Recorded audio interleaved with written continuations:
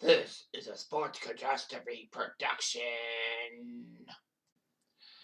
Hey there, hello there. It's Jeff Cutter, I'm Lucky Region, sports catastrophe on this day. And I would like to warn you that the image you're about to see is very grotesque in nature.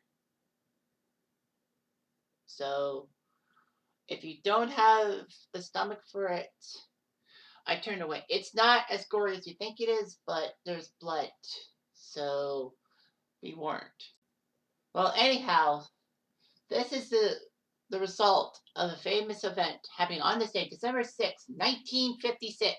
I could easily have done December 6th being the day that Patrick Will was traded to Colorado, which started off the Avalanche dynasty and the Habs downfall. But I kind of did talk about it in my Patrick Will on a birthday boy thing in October. So, and this is actually a lot more potent. Anyway, the Olympics happened in 1956 in Melbourne, Australia. You'll be thinking to yourself, hang on a tick. Why is there Olympics in December? Isn't it like in July and August? Yeah, but remember, Melbourne's in the southern hemisphere, which means their summers are their hottest days, their summers are when we have our winters, or one of our coldest, and vice versa. So anyway, in 1956 in Melbourne, Hungary would take on the Soviets in the 1956 water polo thing.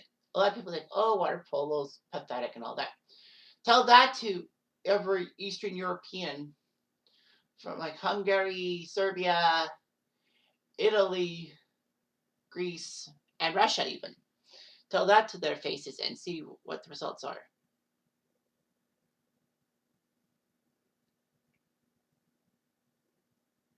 So anyway, there was a lot of problems and all that.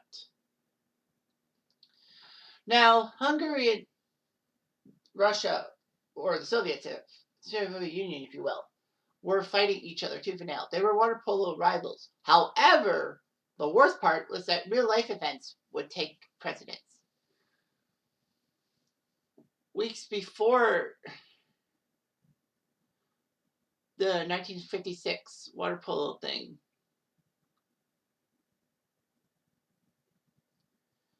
the fact of the matter was that the Soviet tanks and troops rolled into Hungary trying to crush the anti-Soviet uprising and all that. The Soviets were deadly in the 1950s and 60s, basically just taking over from Germany being the most hated country in the world.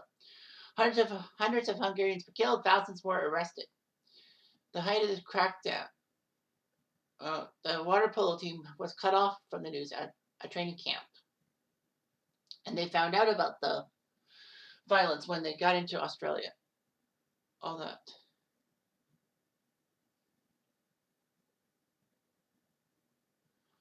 Of course, they found out that the Russians came back, bombed Budapest, and the revolution was over. And they didn't want to go home and all that.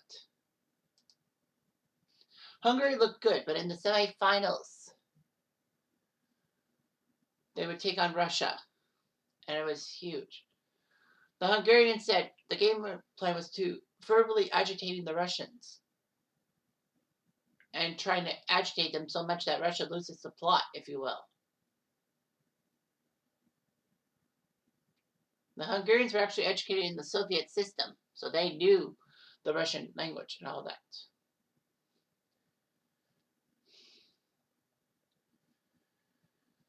Hungary was up 4-0 on the Soviets by the fourth quarter, when basically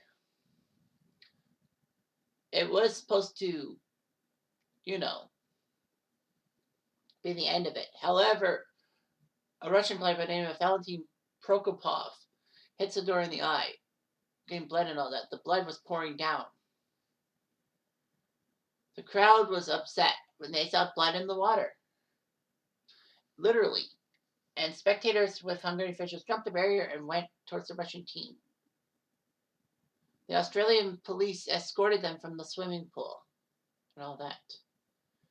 The good news for Hungary was that they had taken down the Soviets where it counted in the field of sport.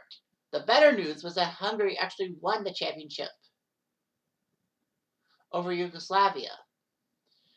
He couldn't play.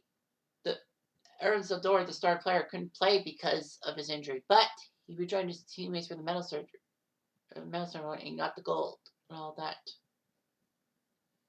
Many of the Hungarian players did not come back to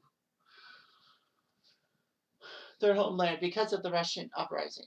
But Hungary survived a few other things and became its own independent country in a sense. Sador went back to the United States to become a swimming coach in Northern California and actually trained Mark Spitz, the legend that I talked about a while ago. So anyway, it was a big moment for the world of sport that, political events could endure during the Olympics. The Olympics are supposed to be free from politics and all that. Yeah, right. Never happening like that. I mean, politics ruled the Olympics, like from Hitler's 1936 Summer Olympics to try to have the Aryan Brotherhood as the number one place in the world to Munich in 72 and basically Avery Brundage being a dick and all that, and possibly trying to ruin Jim Thorpe's attempts to get back his gold medals because of some racist stuff. Politics happen with building event centers, countries doing illegal things and not being allowed at the Olympics and all that. It's supposed to be not political, especially with the Russian things happening, all that. You can't call them Russia, you have to call them the Olympic Athletes of Russia or the Russian Federation or something like that. Awkward. Anyway, I'm Jeff Diamond. Adu.